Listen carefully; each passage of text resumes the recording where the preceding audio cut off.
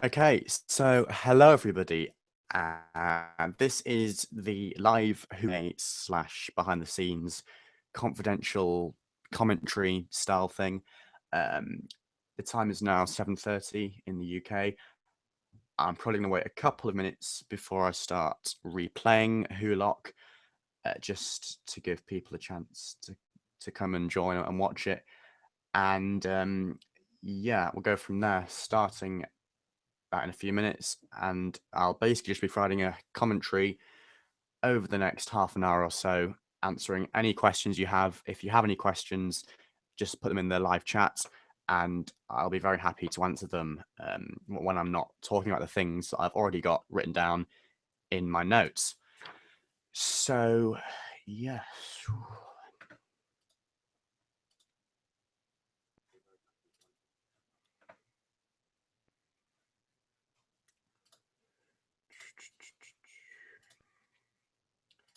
Apologies if the video quality of the actual visual of Wholock isn't that great.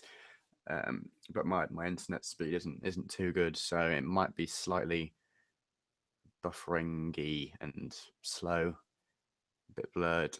The main thing is the commentary and the question answering, so hopefully that shouldn't matter too much.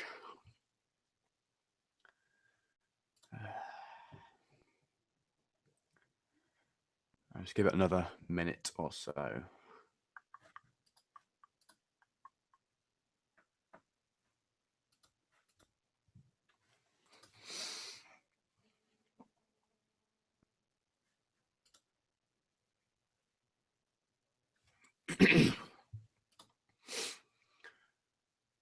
Right, I think we might as well begin. So without further ado, here is the Wholock commentary.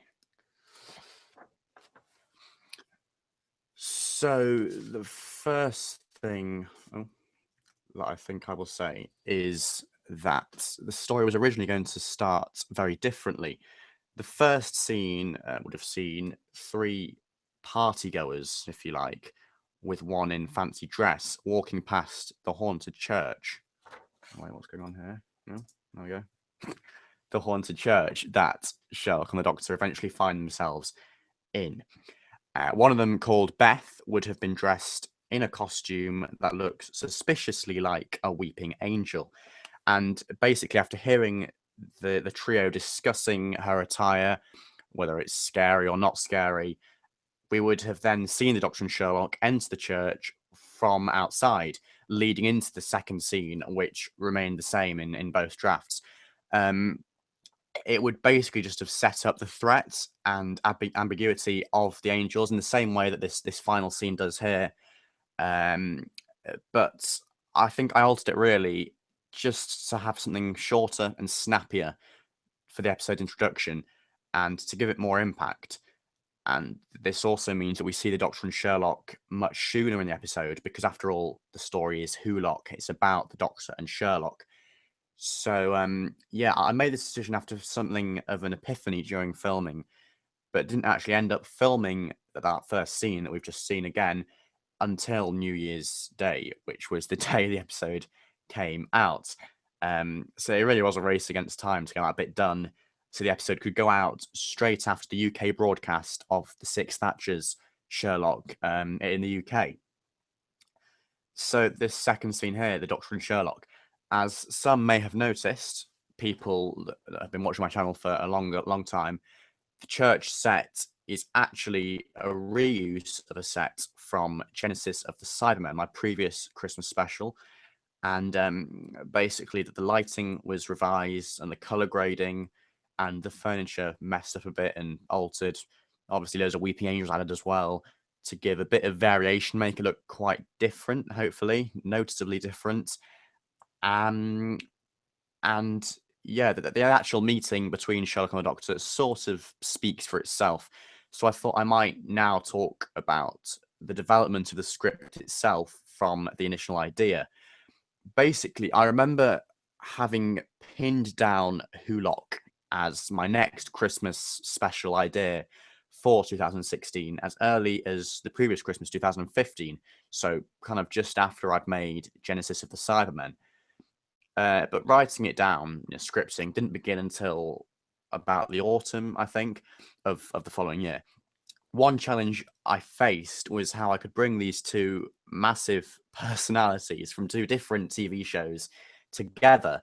And I eventually realized I would need some kind of common link, something that occurs in both parallel worlds in which they come from, but could be portrayed as something completely different in one to the other.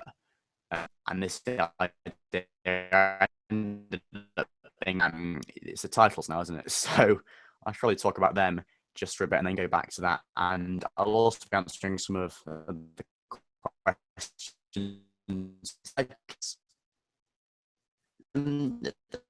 I always had the idea of both in Sherlock in terms of the visual, the actual title, theme song itself, even. But I didn't really get around to doing that actually until quite late in production. It's one of those things, where you think, oh yeah, that should be easy enough to do, and then you kind of leave it to the last minute. But luckily, though, it was relatively easy to do. Basically, for the titles, it was just a case of getting some London time-lapse footage from YouTube and blending it together with a neon visual vortex and overlaying all of that over a white background. And I also experimented with blend modes here to come up with the final product, effectively inverting the blue vortex to make it a lot more bright and orange, basically. The theme tune is composed of a variation of the Sherlock theme. It's a track from the Series 1 soundtrack called Back to Work. And basically, I just added the Doctor Who and the melody. I added them in GarageBand, found some funky synth effects to make it sound quite 80s, I suppose, really, in terms of in Doctor Who's history. I couldn't really believe nobody had done this before properly from what I could find on YouTube. And so I thought the finished titles actually warranted a separate upload, which is why they have now received a separate upload. So I've gone on for 5 minutes or so now. I think I'll just have a look at the questions that I might have got. So first of all, I'll start with the ones I've got tonight so far. Rebel Hoovian says, what was the most challenging scene to film? And were there any other endings you had in mind to end the episode? Now, I will be talking more about the ending later on when we actually get to the ending in this rewatch. The most challenging scene to film, well, I think as well, I'll probably be getting on to that later because I would probably say the final scene set in that theatre because it was made up of loads of bits of black paper, basically, stuck to Doctor Who books, holding it up and holding it, and it wasn't like a kind of very solid build, but it did the job. I also had to kind of create this effect of complete darkness in a way. It was a theatre, yes, but at the same time, it had to kind of look a bit like a black void. So it was sort of hard to achieve that effect. But obviously, I'll be talking about that later on in this stream. Niall Edwards says, are you going to do more crossovers in the future? I don't have any planned really because I don't know. I just don't. It's not something that's occurred to me. But obviously, Sherlock or Doctor Who is the big one. Wholock, it's something that's been around for many years now. I've only recently jumped on the bandwagon because I only started watching Sherlock in 2015. I was really quite late. 3 seasons had had before I actually got into the show. And obviously as well, because they're both linked by Stephen Moffat, which enabled me to do the whole thing in the dream sequence with him waking up at the end, and that's the whole way it works. That's quite specific to this idea. So I don't really see myself doing more crossovers in the future. A, because I don't really have any ideas and ones to do, and B, quite a specific idea. Maybe suggest some people in the audience. I don't know. Yeah, but maybe for a comic relief or children need thing, perhaps one day I might consider it. But I can't really think off the top of my head of any figure ranges really of franchises that I'm into that I could mix together. Yeah. Oliver Linklater, I think. Linklater. Sorry if I've mispronounced your name. How many Weeping Angel figures did you use? Ah, right, okay. Well, I had a Weeping Angel with the actual, weeping hands, the initial release from, I don't know, 8 years ago, 7 or 8 years ago. I had a couple of Rating Angels from, the Series 5 waves. Had two of them, one Screaming, one Serene. I had an Angel Bob from the Series 5 waves as well. A Screaming variant of the original Weeping Angels. That's 5 so far. And then the one from the B&M set a few years ago that's got like that kind of brownie purple wash. So I make that 6. I think that sounds just about right. Obviously, they were reused lots, so I don't know. I mean, how many did people think it was? So hopefully, it gave the impression of there being more than 6. But certainly, at any one time, I don't think there are any more than 6 because I don't have any more than 6. If the audio is still acting up, please tell me, Daniel Holloman. Otherwise, I'll just answer your other question here. How long did the filming take, approximately? Well, I started it. Well, the thing is, because it differs to last year in a way, because my school term finished slightly later. I think about Friday the 16th, it might have been, of December. So, and that was compared to last year, it was maybe like the 12th or 13th. And I think I started on the Wednesday last year, and I had 2 weeks of filming, and I had it done in 2 weeks, and edited and everything sorted. And then on the Thursday, the following Thursday after those 2 weeks, that was New Year's Eve. That was my target date. Here, I started on a Monday, I think, after I broke up the week before that, and let's think, what was it? Well, it was a Sunday, wasn't it? New Year's Day was a Sunday. Well, New Year's Eve was my target. That was a Saturday, but I ended up doing it for New Year's Day, and that was the Sunday the 1st of January 2017. So I make that just under 2 weeks, which is actually quick. It did take quite a long time. It was very intense, really. But hopefully it paid off. It didn't look too rushed or anything. I certainly didn't try to rush it. I made each bit, I tried to make the quality great on each bit. And yeah, hopefully that's noticeable. Hopefully that paid off. Yeah. Yeah. Could you do a 12th Doctor meets Sherlock, Oliver Linklater again? Maybe. I mean, I suppose they would get on quite well. It's an interesting one because Sherlock wasn't around until the 11th Doctor era. But like I say, quite rightly, yes, that they're pretty similar personality. I think they would probably get on relatively well. So yeah, maybe one day, you never know, but not in the near future, because I wouldn't want to kind of take away from the impact of this special here. I don't think. Right, I've rambled on quite a lot there. I think I'll just go back to my notes for a bit now, and then if anybody else has any questions, either there's one there from Ethan Burke, I think it is. I'll do that one in a bit, along with any more that's come up over the next 5-10 minutes or so. But back to what I was saying about the plot. What was I saying? Oh, yes. So I was bringing together the Doctor and Sherlock, who they needed a common link, something in both parallel worlds, and that was the Weeping Angel idea. And but basically, because they could appear as either Weeping Angels, aliens to the Doctor, or kind of psychopaths in fancy dress, like that idea with Beth that I mentioned, the original first scene idea. Like I mentioned with that was the idea for Sherlock, that he sees them as killers in fancy dress. I am a bit behind here, but I got a little bit about the 221B interior set. Credit to that must go completely to James Blowers, who created, I believe, I think it was called Who's on Baker Street, a Wholock similar style adventure a few years ago. And then also they've got a bit here about the TARDIS as it appeared in Father's Day, and how it appeared in the brief exterior scene with Sherlock and the Doctor outside his flat, 221B Baker Street, I wanted it to appear that way, so that the Doctor didn't have access to the TARDIS to defeat the points. Sorry, no, because giving the Doctor access to the TARDIS would defeat the point of the whole setup.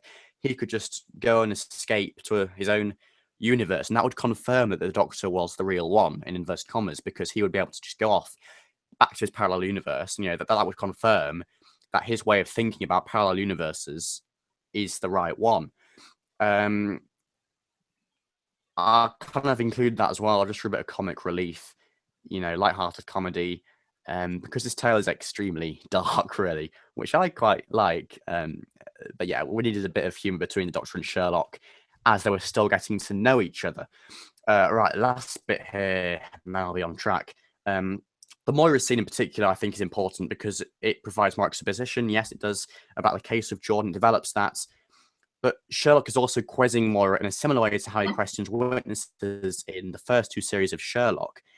And that kind of reaffirms the view that the Doctor and Sherlock have lots in common because they're both quite emotionally detached.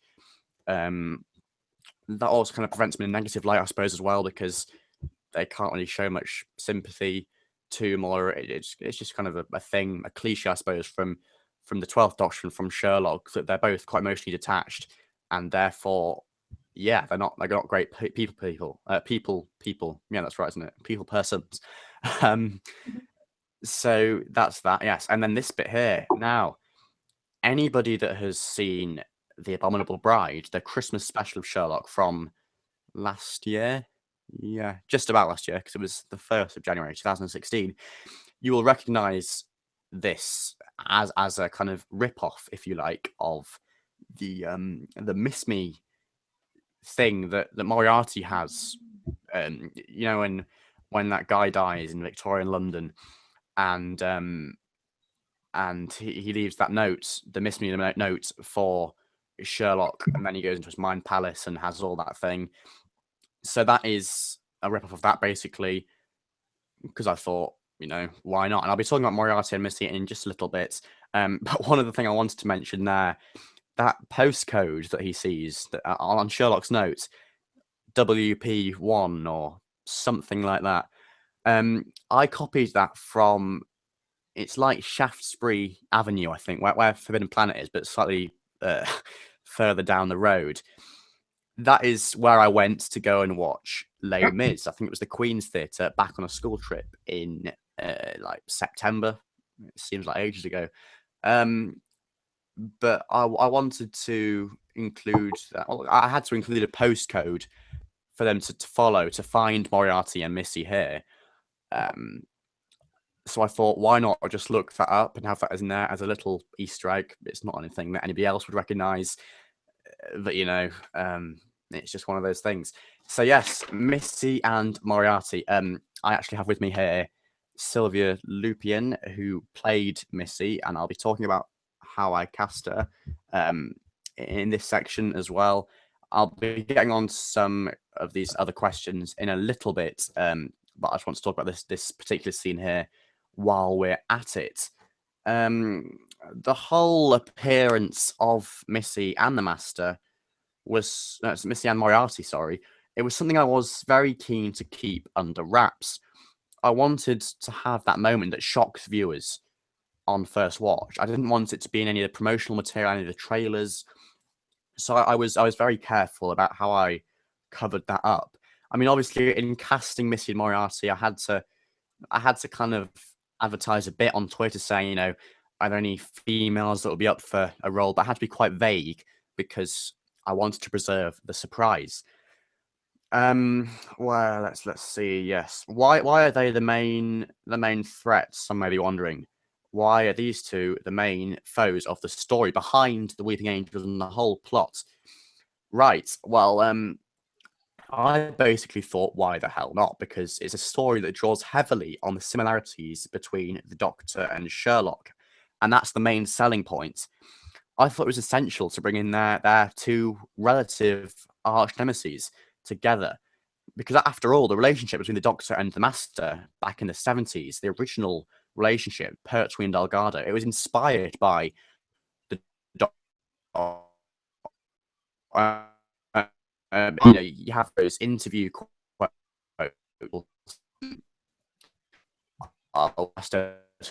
John is, Moriarty to Sherlock.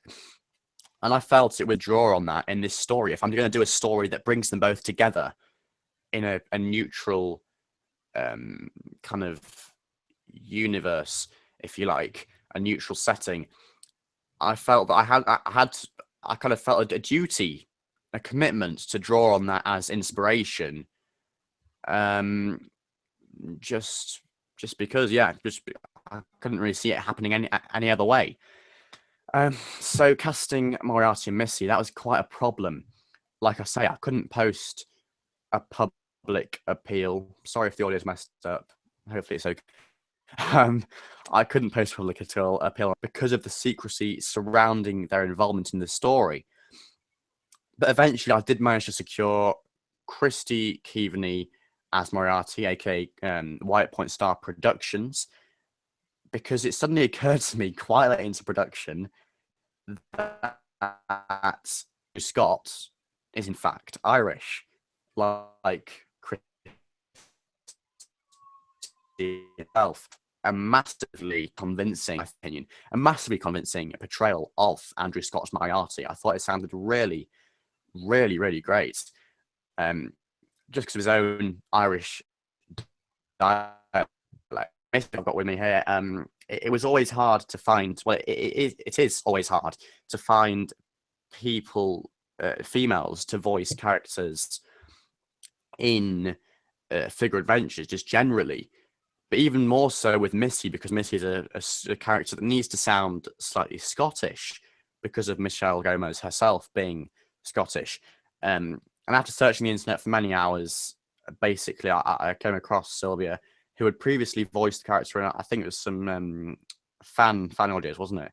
And thankfully, she agreed to voice Missy for me in this. I thought as well, because you're quite a big fan of Missy anyway, and of Michelle Gomez. You kind of brought that level of passion, I think, to it as well, because you're more likely to want to make something sound right and do something properly about it. So, added bonus, really, in my opinion. Let's have a look what else I've got. I might be able to answer some questions now. Hopefully. Yes, I will. Okay. So that one from before, Ethan Burke. Would you consider doing any more recreations using figures? Perhaps a few Big Finish recreations? Yes, definitely. I hope to at some point follow up the Regeneration series. I did the first two Regenerations recently to coincide with various stuff around the Power of the Daleks and the 10th Planet, just because, because it was half term, I had some spare time to do it. Big Finish wise, I've not listened to that much classic, I will admit. I do quite a lot of the new series stuff. That's what floats my boat. But yeah, you never know. I mean, that would certainly be original and new and exciting, definitely. So perhaps in the future, I will do that. You never know. Yeah. Would you ever like to see the BBC produce a special like this from Tom Bowen? I think potentially as a children in need thing, it could work. But I don't think a full on kind of Wholock special would work that well, really. Just because in reality, the Doctor and Sherlock are such big personalities, like I say. And yes, here I kind of tone it down slightly so that they are able to get on and defeat Moriarty and Missy in this scene, in this part of the story, over 20 minutes of dialogue. But in the actual show, it would probably take quite a lot longer.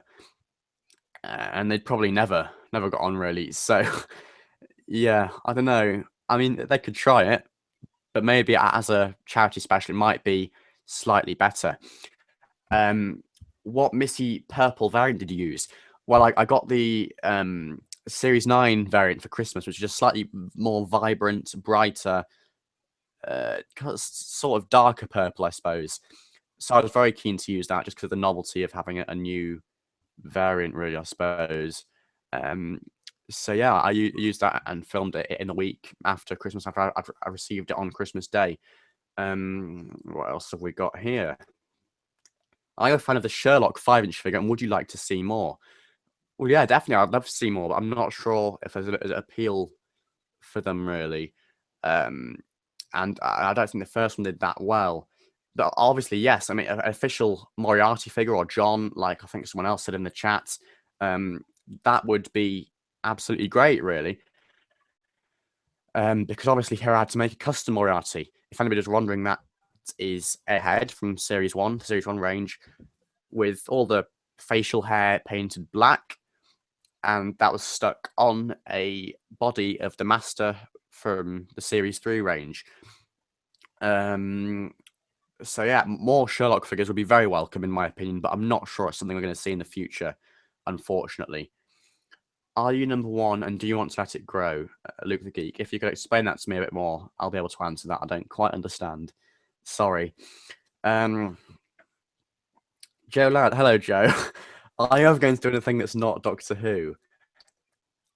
Yes. I've got some Sherlock videos planned. It'll be a few months. I'm also quite keen actually to review Series 3 of Broadchurch as well when it's on, because I think Broadchurch is absolutely genius. And anything else that comes my way in 2017, I mean, I'm discovering new stuff all the time. Kind of aside from Doctor Who, I started watching Victoria last year. Class is a sort of spin-off of Doctor Who, I guess. But yeah, Victoria. I also like The Apprentice, but I don't think would be that, because you couldn't exactly review The Apprentice. Like I said, I've got some Sherlock stuff coming. Top 10 Sherlock episodes. Why Sherlock hasn't lost its spark, a sequel to my previous Doctor Who themed video from last year. And what's the other one? Oh yeah, a review of Series 4 overall. So yeah, that Stephen Moffat moment, I'll be discussing that in a bit, because I've got quite a lot to say about that and to round everything off as well. So I'll just finish answering these questions. What have I got?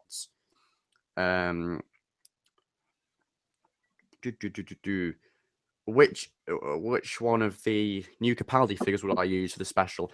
I don't know really. I think my favorite out of the two, well, originally it was the black variant with the black hoodie and black shirt or jumper, whatever it is.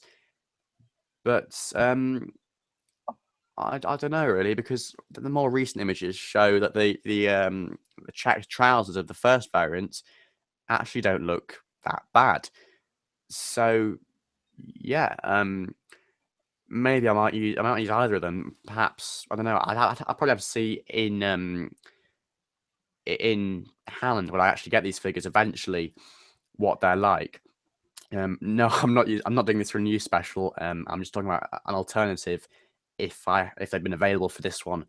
Although having said that, yes, I probably will be using one of them in the future, in a future animation, possibly in next Christmas episode even. We'll just have to see. I do have some ideas for next Christmas, but it's far too early to talk about them right now. I really should watch the season 1 finale of Sherlock. Yes, you should, because it's absolutely fantastic. And season 2, season 3, The Abominable Bride, and season 4 for that matter. Go and do it. I think that is basically it for the question. Oh, one last question for the moment. Would you ever consider doing a 10th Doctor FA special? The 10th Doctor, he's not one of my favourites. Sorry. But having said that, he's the one that got me into the show. I started with the Series 4 back in 2008. So I might do, perhaps one day. I don't know. But I would have to see, really. Episodes 1. I guess this was first, the Eighth Doctor, 2 years ago. Oh, you mean that mini-sode I did with the Eighth Doctor? Yeah. Looking back, that's not actually that good. So I'd quite like to have a go, but particularly with the new variant. I have one from the 13 Doctors set, which is the new variant of the 11th, with the 8th Doctor even. Sorry, the 9th Doctor one. he does have a bit of blood on his face, but he's still a great figure, and I probably would consider using him in the future. Yeah, definitely. I'm just gonna change this background because it's quite um, boring, really. I think I will go with this instead, just as a thing to have. That's a nice image of the Sherlock and the Doctor. Have I seen the Peter Cushing movies? I've not seen them, I'm afraid. It's on my list of things to do in my mental list in my head. I would quite like to see them actually. That they look good. Yeah, I mean, different but good. They kind of look quite magical in a way. And yeah, it's on my list of things to do at some point in the future. I've just not got around to doing it yet, but I'm sure that they're great. They definitely look very, very good. Obviously, it's interesting as well, I suppose, because they're not part of the general canon, really. Would I like to break free from where? From my house or from YouTube? From this chat? I don't know. Really. I don't know how to answer that question. Really. Goodbye, Joe. Yes, that's basically it for the questions. So now, if anybody else has any other questions, post them now, and I'll answer them after I've just finished rounding off and talking about the Stephen Moffat scene from the end.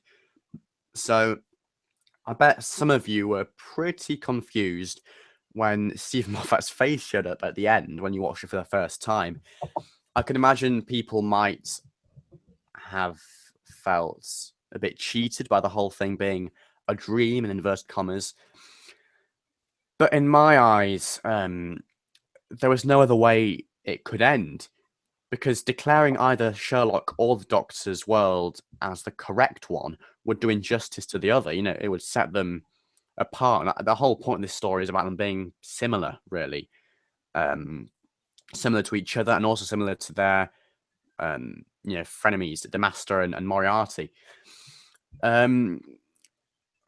So yeah, even having the Doctor departing back off to his own universe in the TARDIS, like I said earlier, that would suggest that his universe is the real one, because it's one where parallel universes exist. That would effectively confirm his world is the real one, like I say. So instead, I opted for a more light-hearted, ambiguous, and neutral ending. Originally, I planned to make more of a feature of this with more dialogue, perhaps from an interview from Moffat about Wholock, but I never got around to doing that. And I thought I might as well just end it with that last clip, the tiny segment from the Five-ish Doctors reboot, just because I thought that was quite effective in a way. Although it's quite quick, it's a shame because there's the explosion on one side, then it cuts to a convention wherever it actually is in that story, in the context of that story. But yeah, I will say another thing about this as well. One thing that people have said to me is in the comments of Wholock is that the voices of the Doctor and Sherlock sound quite similar. Yes, they do. They were both voiced by me. Regrettably, one of the people I had in the cast that was originally casting Sherlock, rather disappointingly, just dropped out after he recorded a scene and then just dropped out and said, "Sorry, I'm not doing this." So I was like, "Oh, okay," and then basically just voiced him myself. But there is one explanation that does link to the Stephen Moffat thing, and that I thought up, and that is that in the context of this story, both characters, the Doctor and Sherlock, are manifestations of Stephen Moffat's subconscious. So therefore, if I kind of used his voice in a way, they wouldn't sound too similar, or too different even, sorry. So in fact, even in his head, the similarity could suggest that at the back of his mind, something is wrong, and that he's actually dreaming, like a kind of warning sign, I suppose. These two people sound quite similar in my dream. What's going on? Maybe this isn't real. This is just a dream. So yeah, that's a bit of an explanation. But obviously, the reality is that it was just a thing that happened, and it was beyond my control. But I did try my best to make them sound different. Obviously, at different points in the production, kind of progressing through it, I kind of developed more of a Scottish tone for Peter Capaldi, I think, particularly by the final scene. Not so much in the first one, so it might be slightly inconsistent as well. But yeah, it's a work in progress. On that note, yeah, that's probably about it really from my actual notes and for the episode itself. If there are any more last minute questions before I end, please do say them now. I'll just go through the chat again and look. Yes, I realised that the break free thing was a Sherlock reference. Yeah, I got that. Are you a real villain? No. Well, not yet, at least. What's this? Viewing the Peter Cushing films. Don't compare them to the TV series. They're separate. I love them yet. Yeah, I can see that really. I bet they are.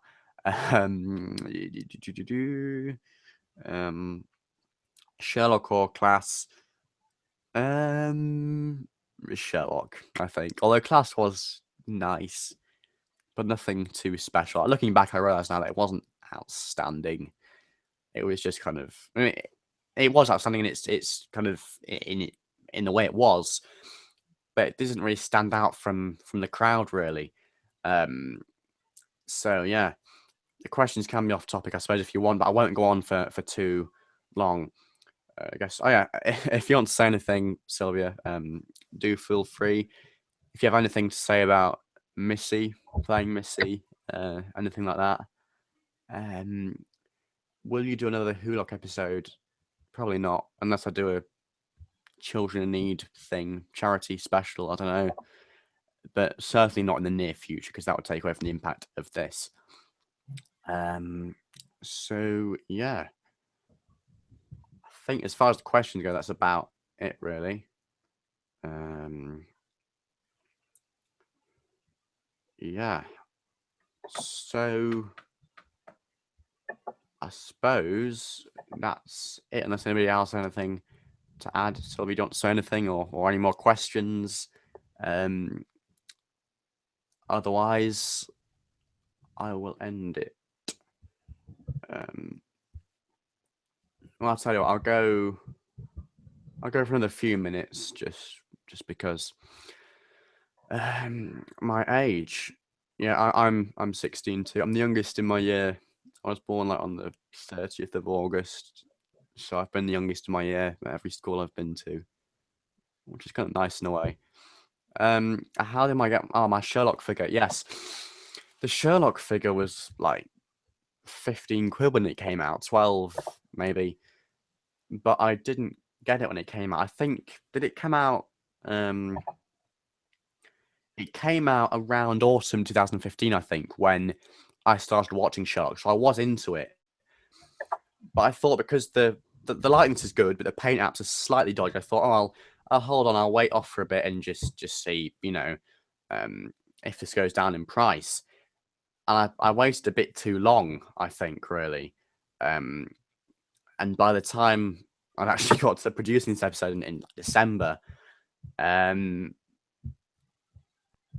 it just it was like they were quite a lot. I think I ended up paying about £20 for it, which wasn't too bad. Although I might have used a Nectar voucher or something to bring it down a little bit. It was a bit more than I would have hoped, admittedly, but I had to buy it for the episode, and I've not really seen any more sell on eBay or anywhere else recently for a better price than that. So in a way, it's not too bad. It's all right. Okay, I will have a look at this microphone, Sylvia. I think it should be working, but I'll just double check. I've just muted again. If you want to try unmuting that, because it won't let me. Did that work? That should be working now, I think.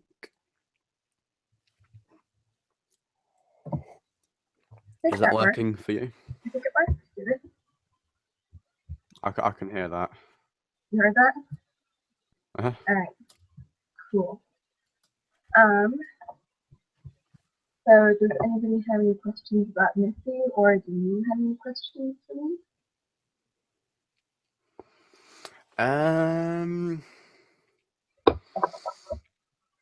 I don't know really. How did you when I in the script? How did you approach the part? Well, I've been a Michelle Gomez fan for a long time, ever since Dark Water, really. Yes, I yeah. just love, yeah, I loved how like sort of witty and clever her character was. Mm, Um, mm. uh, and I immediately noticed this sort of parallel between her and Moriarty. And at that moment, I was like, okay, it would be amazing if they did something together. So, like, just to see that in this script was really cool. Because there's a lot of similarities between them. Yes, Um, yeah.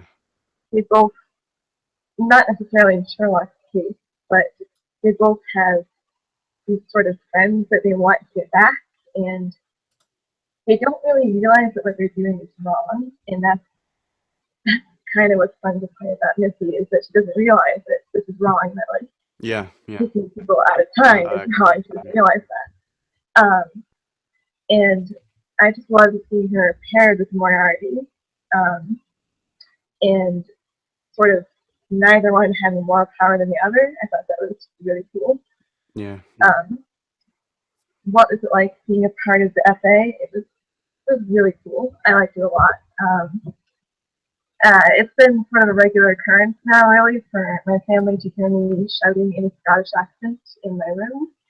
Um, so this was really no different than that. I just really thoroughly enjoyed the script. I thought it was a very good read, and some of the lines from this were a lot of fun to say. So yeah, I guess thank you very much for considering me. It was a lot of No fun. problem. Thank you. Yeah, thank you for coming on. Yeah, of Uh, course. so I think that's probably about it. Unless anybody else has any really last minute things to say, I have to be quick. Otherwise, it's over basically. I'll let you have another minute just to put anything in the chat if you want to. Otherwise, that is it. Thank you very much for everybody for watching this. Um, thank you to everyone that's watched Wholock anyway. Because as I mentioned in my previous video, I couldn't have been more pleased with the response. It was fantastic. Thank you so much to everyone that has watched it. Yeah, I've got a couple of bits here. Right, quick, I'll do these. My favorite episode of Doctor Who, The Waters of Mars, I think. Although it's quite close. I also like The Day of the Doctor, Listen, Heaven Sent. I can't remember the other ones off the top of my head, but I do have a video about it. If you go into my top 10s, I do have a video about my top 10 Doctor episodes. And my favorite Sherlock episode. Oh, well, I would say what my favorite Sherlock episode is, but I'm not going to here because I'm doing a top 10 Sherlock episodes actually in at some point in the near future, maybe in a fortnight or so. But I will tease that it is an episode 2 from one of the 4 series. That is in the top spot. You can guess which one that is. But I can neither confirm or deny, unfortunately. So that's that. What is a U now? I don't know what a U now is, but if you tell me, I might be able to answer that question. The Reichenbach, yeah, the Reichenbach fall is a good one. It's not my absolute favorite, but it's definitely up there. Yeah, as you'll see when the video comes out, I've recorded it and released it. Favorite Doctor, Peter Capaldi, no doubt, just because he's amazing, and I'm slightly biased because I've met him as well in real life, and he's a nice human being as well. He's probably the nicest Doctor outside the show with fans. And his portrayal is also so interesting on TV because he's so grumpy sometimes, or moody, or misunderstood in a way as well. And he develops and warms up and gets more lighthearted, which is nice. You know, I quite like that. yeah, Daniel Holloman. I think you should see more. Did you have the if you have the series one box set, definitely watch the third episode, The Great Game. Um, or otherwise just buy the lot of them, or a series 1 to 3 box set, or series 1 to 4, just anything. Just watch them all because they're so very very good.